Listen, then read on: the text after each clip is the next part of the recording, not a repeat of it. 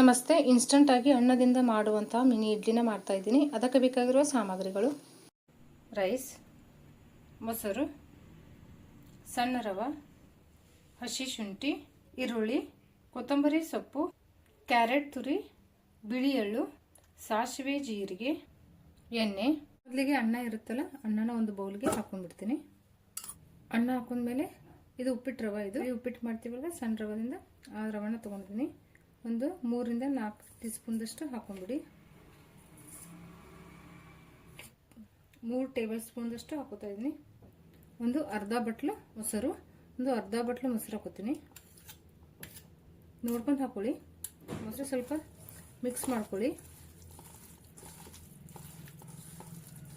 ಅಂದರೆ ಇದು ಸಣ್ಣಗೆ ನಿಮಗೆ ಮಿನಿ ಇಡ್ಲಿ ಥರ ಕಟ್ಟಲಿಕ್ಕೆ ಬರಬೇಕು.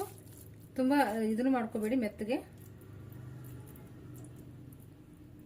ನೋಡಿ, ಈ ರೀತಿ ಬರಬೇಕಿದು. ಆ ರೀತಿನೇ ಮೊಸರು ಹಾಕೊಳ್ಳಿ, ತುಂಬಾ ಹಾಕೋಬೇಡಿ ಮೊಸರನ್ನು. ಈಗ ಇದು ನೆನಿಲಿದು. ಈಗ ಇಷ್ಟು ಮಿಕ್ಸ್ ಮಾಡಿಕೊಂಡು ನೆನಿಲಿಕ್ಕೆ ಒಂದು 10 ನಿಮಿಷ ಬಿಟ್ಬಿಡ್ತೀನಿ ನಾನು. ಈಗ ಚೆನ್ನಾಗಿ ನೆನಿಲಿ.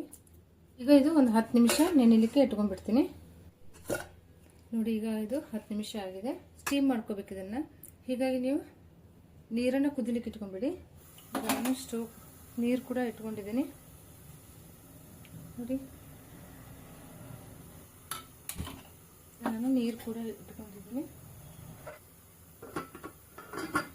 ಕುದಿಲಿದೆ ನೀರು ಕುದಿಲಿ. ಅಷ್ಟರಲ್ಲಿ ನಾವು ಸ್ವಲ್ಪ ಮಸಾಲೆಗಳನ್ನು ಹಾಕೊಂಡ್ಬರೋಣ. ಆಲ್ರೆಡಿ ಅನ್ನ ಮಾಡುವಾಗ ಉಪ್ಪು ಕೂಡ ಹಾಕಿರ್ತೀನಿ, ಹೀಗಾಗಿ ನೋಡ್ಕೊಂಡೇ ಉಪ್ಪು ಹಾಕೋತೀನಿ. ಸ್ವಲ್ಪ ಉಪ್ಪು ಹಾಕೋತೀನಿ. ಹಸಿ ಶುಂಠಿ, ಜೀರಿಗೆ ಸ್ವಲ್ಪ ಹಾಕೋತೀನಿ. ಮತ್ತು ನಾನು ಜೀರಿಗೆನ ಒಗ್ಗರಣೆಯಲ್ಲೂ ಕೂಡ ಹಾಕೋಬೇಕು. ಕ್ಯಾರೆಟ್ ತುರಿ, ಕೊತ್ತಂಬರಿ ಸೊಪ್ಪು, ಸಣ್ಣಗೆ ಕಟ್ ಮಾಡ್ಕೊಂಡಿರುವಂಥ ಈರುಳ್ಳಿ. ಈಗ ಇದನ್ನು ನಾನು ಚೆನ್ನಾಗಿ ಮಿಕ್ಸ್ ಮಾಡ್ಕೋತೀನಿ. ಕಿಡ್ಸ್ಗೆ ಲಂಚ್ ಬಾಕ್ಸ್ಗೆಲ್ಲ ತುಂಬಾ ಚೆನ್ನಾಗಿರುತ್ತೆ ಇದು ಕಟ್ಟಲಿಕ್ಕೆ. ಒಂದ್ಸಲ ಮಾಡಿ ನೋಡಿ. 10 ನಿಮಿಷದಲ್ಲಿ ಆಗಿಬಿಡುತ್ತೆ ಇದು. ತುಂಬ ಏನು ಟೈಮ್ ತಗೋದಿಲ್ಲ. ರೈಸ್ ಉಳಿದ್ರೆ ನೀವು ಆರಾಮಾಗಿ ಮಾಡ್ಕೋಬೋದು. ಇಲ್ಲ ನೀವು ಬೇಕು ಅನ್ನೋರು ಬಿಸಿ ಅನ್ನ ಆರಿಸಿ ಮಾಡ್ಕೋಬೋದು, ಅದು ಕೂಡ ನಡೆಯುತ್ತೆ. ಈಗ ಸಣ್ಣ ಸಣ್ಣ ಉಂಡೆ ಮಾಡ್ಕೋಬೇಕು. ಇದನ್ನು ಈ ಥರ ಪ್ಲೇಟ್ ಇರುತ್ತಲ್ಲ, ನಾನು ಇದರಲ್ಲೇನೆ ಇಟ್ಕೊಂಡ್ಬಿಡ್ತೀನಿ. ನೋಡಿ, ಈ ರೀತಿ ಸಣ್ಣ ಸಣ್ಣಗೆ ಮಾಡ್ಕೋಬೇಕು. ನೋಡಿ, ಈ ರೀತಿ ಸಣ್ಣ ಸಣ್ಣದಾಗಿ ಮಾಡ್ಕೋಬೇಕು. ಸ್ವಲ್ಪ ಪ್ರೆಸ್ ಮಾಡಿಕೊಂಡ್ರೆ ಆಯಿತು.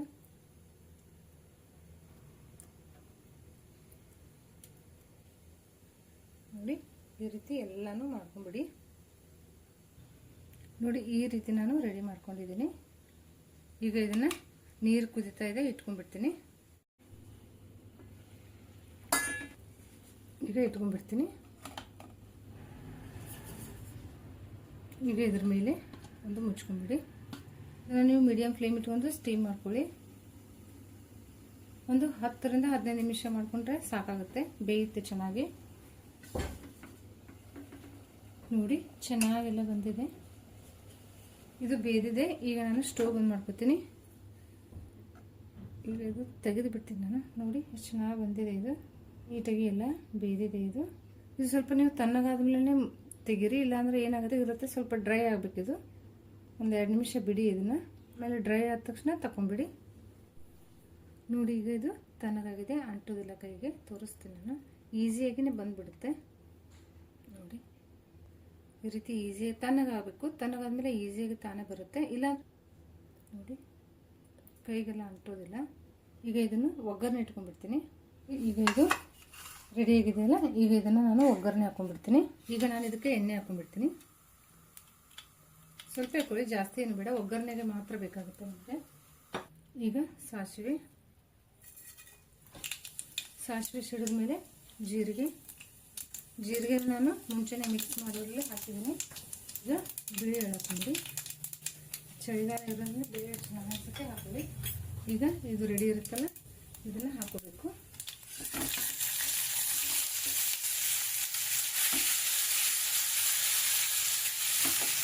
ಮಿಕ್ಸ್ ಮಾಡ್ಕೊಳ್ಳಿ.